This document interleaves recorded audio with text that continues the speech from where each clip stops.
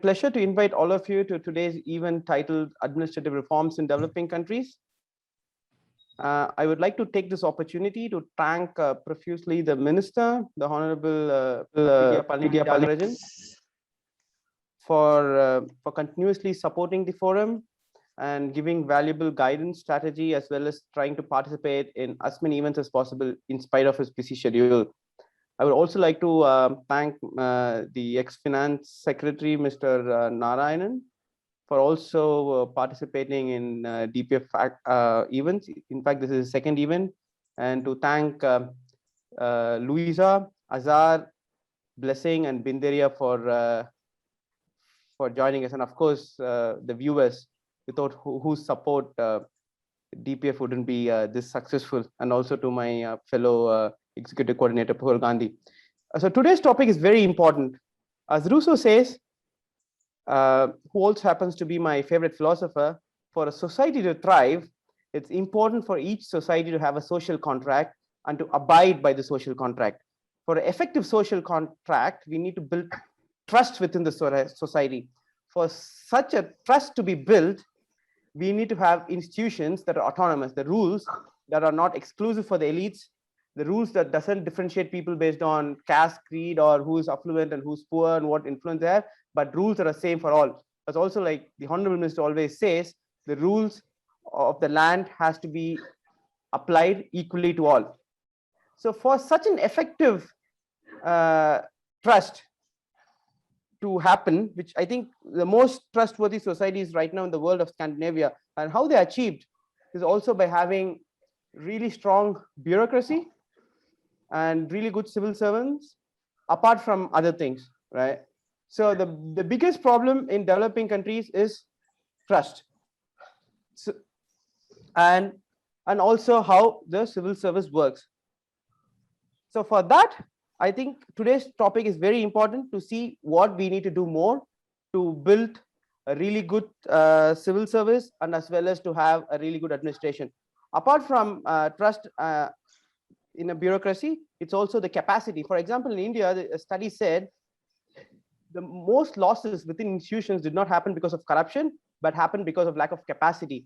I have some knowledge working slightly with the municipal corporations, and I've seen the trust within these organizations have been nearly marginally nil. And even if you talk to anyone from international organizations such as United Nations or World Bank, they always complain about lack of capacity within developing countries. And there have also been a lot of reports written also in specific consideration to India. For example, a very well-renowned IAS officer called Mr. Saxena had written a book called What Ails the IAS and What We Need to Do to Reform the Same. So when Narayan Sir will speak, I would also like to know from him what reforms does the IAS need? Should we reform it? More so important because it's not the same. The India we live right now is not the same as India in 1950s. There are a lot of opportunities for young people to pursue, more so after the Indian economy opened up. So should we open up the civil service to private sector, or we should reform the exam, or you think if it works perfect? So I would also like to learn this from him. And with this, I would like to invite the Honorable Minister to start the event. First, thank you very much for everybody who took great efforts to organize this and put it together, for our distinguished panelists from around the world who have taken the time at various times of their respective days on a Sunday to join us for this event. Just a quick line that I say at every event: ideas are the lifeblood of every movement. The century-old Dravidian movement requires a continuous replenishment. It has had an extraordinary run of success. It's very rare that a movement lasts over 100 years and has achieved what it has in terms of inclusive growth, social justice, and relatively unique progress in the Indian context. And yet, all the more reason that we need to keep rejuvenating it with better ideas and more debate and more vigorous kind of discussions. And so I commend the executive coordinators and indeed all the supporters of the DPF for taking this to new heights. I'm constantly amazed at the quality and the range of the talent that we get and the debate that occurs at these events. With that, let me get to the topic at hand. I apologize after many days of continuous assembly session. I'm in Madurai in my constituency for the first time in probably close to a month. So I've been a bit tied up in events all day. But since the topic is quite close to my heart, I don't really need any preparation or any kind of planning for this. I think it is now beyond doubt that strong, independent, well-functioning institutions are not just the bedrock of any democracy, but also the basis for growth of any type, and certainly of equitable growth, of harmonious societies, and of sustainable development, if you will.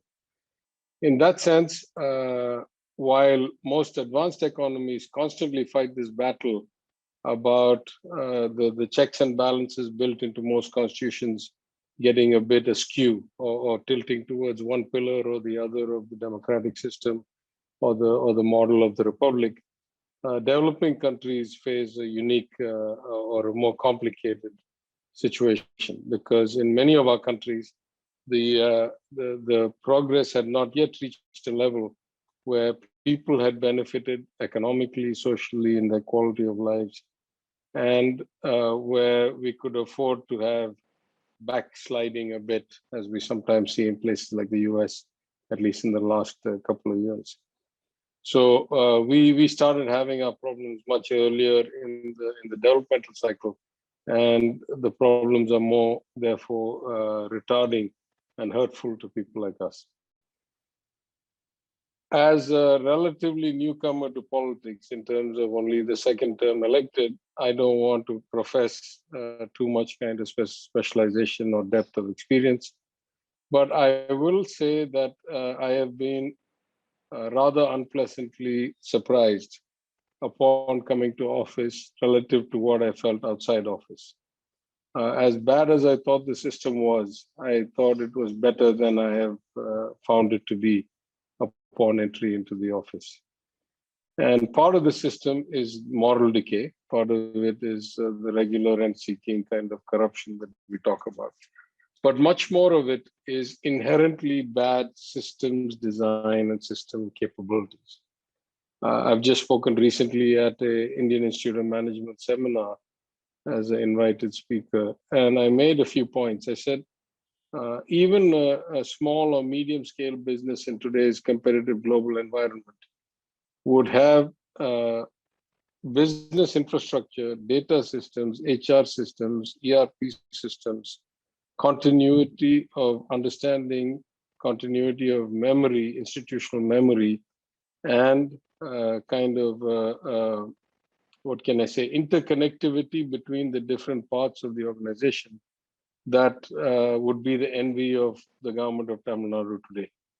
I am shocked profoundly to say that neither do we have the infrastructure, the systems, nor do we have the mindset, nor do we have any plan in place that has been, let's say, slow in execution. We are just about starting to get the basic systems like an integrated finance system or a HR system. At least billions and billions of dollars and tens of thousands or hundreds of thousands of transactions are still happening with no transparency through that system. The inherent checks and balances in any organization in terms of audits and reviews and disciplinary actions and consequences and things like that are all but defunct. And of course, the blame lies squarely at the feet of the political leadership. You get the system that the political leaders either take the effort to create or allow to happen with their benign neglect or their collusion. So in that sense, I'm not pointing fingers at anybody, but as the minister for not just finance, but for the human resources management of the state, until recently called the Department of Personnel and Administrative Reforms, I can honestly say that the reforms are 20 or 30 years too late. I'm not casting aspersions on individuals. I'm just saying basic infrastructure, data systems, dashboards, performance trackers, event managers, litigation risk management, record keeping, continuity, enough to have institutional memory or institutional knowledge, and transparency. These things are completely lacking. And it has been a bit shocking to me. I'll give you 3 or 4 data points that in less than 4 months of sitting in office, I've had to process almost 1,000 paper files. The files come so thick and fast that it's almost humanly impossible to process them with any degree of diligence. And they range from matters involving one individual or a few $1,000s to matters involving $1 billion and consequences for tens of thousands or hundreds of thousands, or in the case of our citizens, of millions of our citizens. And there's no distinction between either the speed or the robustness of the process that these files are processed in. I will also say that if I wanted to, sitting at my desk, it is almost impossible to tap up any information on my computer relating to any aspect of the financial management of the state of Tamil Nadu. Neither of the debt, nor of the interest, nor of the liquidity, nor of the inflows, nor of the outflows, nor of the bank balances, nothing. So, it is appalling to me as a former senior official in a large global bank that such systems still continue to exist and function. And it just highlights the need for fundamental structural reform. There's, of course, a big human component to this. I think the lack of accountability, the lack of record keeping, the lack of institutional memory inherently encourages bad behavior or bad practices. And it is almost impossible to find people with the what can I say, the moral fortitude or the inherent conscience that they will stay resolute excuse me, despite the lack of any need to do so. Right? If you have a system that has no inbuilt checks and balances and no audit and no trail and no memory and no consequences, it is the rare exception that still chooses to stay on what they perceive to be the narrow path, assuming they can even define the narrow path that clearly, because the training systems are that bad. So I would say these are all probably to some extent common across other developing countries. I hope nowhere near the extent that we see in Tamil Nadu or perhaps in India. I don't want to take up too much time on the negative. Let me say on a positive note, that is why people elect us to come to office, precisely because we think and they think that we can make a difference and that we can bring structural reform. Our chief minister, our leader of the party, has been very clear that he is ready for radical reform.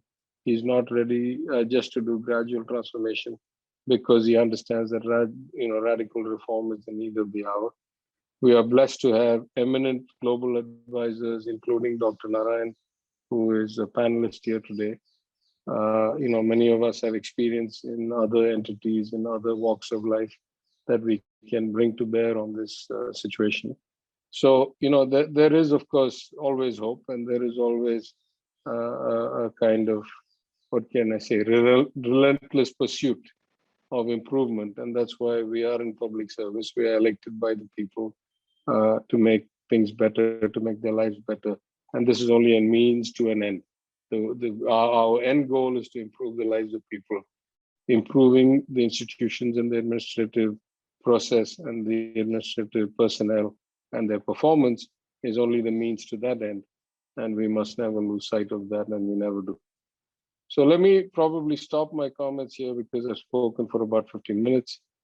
Thank you all once again for setting this up, for agreeing to be on the panel, for participating, for dialing in.